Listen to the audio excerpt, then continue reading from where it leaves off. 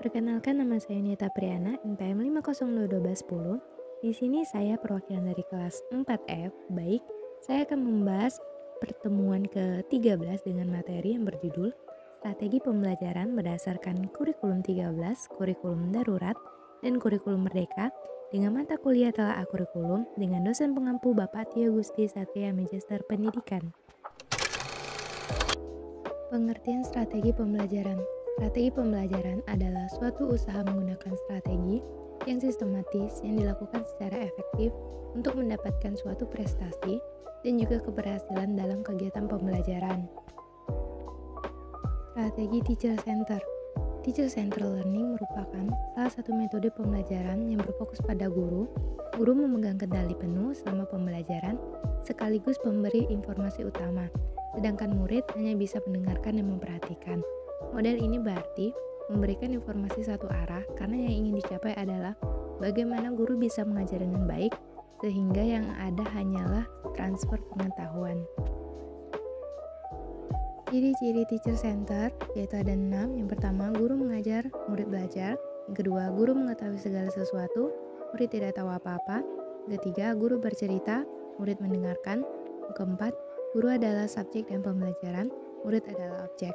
5. Guru menentukan peraturan, murid diatur. Dan yang keenam, guru memilih bahan dan isi pelajaran, sedangkan murid hanya bisa menyesuaikan. Model pembelajaran teacher center. Yang pertama yaitu model komando.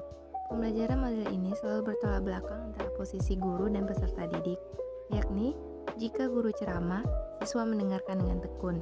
Guru bertanya, siswa menjawab. Guru mengerti, siswa tidak tahu apa-apa. Guru mendiktekan teks, siswa mencatat. Guru sebagai subjek, siswa sebagai objek. Guru membuat program belajar, siswa menerima program dan seterusnya. Dalam proses pembelajaran model komando, biasanya guru mempersiapkan bahan untuk diterapkan pada siswa. Jadi, model komando tidak melibatkan siswa dalam bentuk menyepakati kontrak belajar. Yang kedua, independen atau individual. Pembelajaran yang menitikberatkan pada aktivitas individual peserta didik. Pada saat ini, pembelajaran individu tidak menjamin pembelajaran organisasi. Tetapi, pembelajaran organisasi tidak akan terjadi tanpa pembelajaran individu. Tujuan individual learning bagi para peserta didik adalah agar mereka secara mandiri dapat mengatur tujuan pembelajaran jangka pendek dan jangka panjang yang ingin dicapai, melacak kemajuan dan prestasi selama waktu periode tertentu. Manfaat sistem pembelajaran independen ini dapat memenuhi kepentingan peserta didik secara individual. Yang ketiga yaitu kooperatif, suatu aktivitas pembelajaran dengan penekanan dan pemberdayaan peserta didik untuk saling belajar melalui pembentukan kelompok-kelompok sehingga mereka dapat bekerja sama dalam memaksimalkan proses pembelajaran diri sendiri ataupun peserta didik lainnya secara lebih efektif.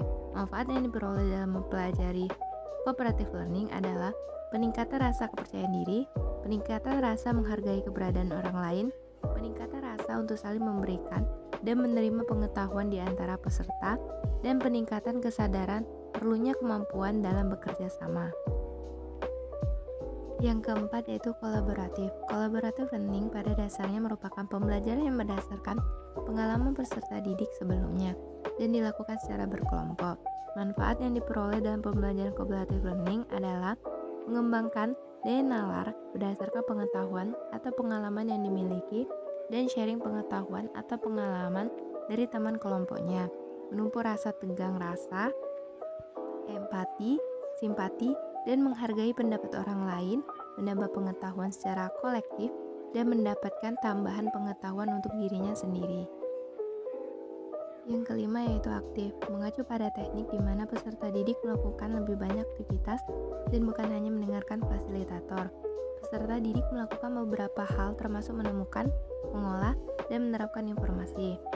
Active learning bertujuan untuk mengoptimalkan penggunaan semua potensi yang dimiliki oleh peserta didik, sehingga semua peserta didik dapat mencapai hasil belajar yang memuaskan sesuai dengan karakteristik peserta yang dimiliki. Yang keenam yaitu self-directed, cara pembelajaran di mana peserta didik mengambil inisiatif dan bertanggung jawab tentang pelajaran. Tujuan dari pembelajaran dengan cara SDL ialah untuk mengembangkan tanggung jawab dan kemandirian peserta didik dalam proses pembelajaran dan dalam menentukan materi pembelajaran dan kompetensi yang diharapkan. Yang ketujuh, research based, mengintegrasikan penelitian di dalam proses pembelajaran. RBL memberi peluang atau kesempatan kepada peserta didik untuk mencari informasi, menyusun hipotesis, mengumpulkan data, menganalisis data, dan membuat kesimpulan atas data yang sudah tersusun. Dalam aktivitas ini, berlaku pembelajaran dengan pendekatan learning by doing. 8. Case-based, pembelajaran berbasis kasus. Peserta didik disediakan kasus yang merupakan simulasi bagi mereka untuk melatih diri sebagai profesional yang sesungguhnya. Bertujuan yang ada 3, yaitu melatih mahasiswa belajar secara kontekstual, mengintegrasikan prior knowledge dengan permasalahan yang ada di dalam kasus dalam rangka belajar untuk mengambil keputusan secara profesional, dan yang terakhir, mengenalkan tata cara pemecahan masalah dan pengambilan keputusan yang tepat atau rasional. Kelebihan dan kekurangan teacher center.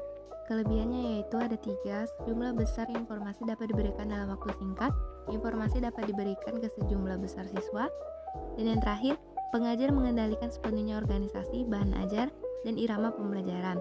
Serta kekurangannya yaitu ada 3 juga. Pengajar mengendalikan pengetahuan sepenuhnya, tidak ada partisipasi dari pembelajar, terjadinya komunikasi satu arah, tidak merangsang siswa untuk mengemukakan pendapatnya, dan yang terakhir, tidak kondusif, terjadinya critical thinking.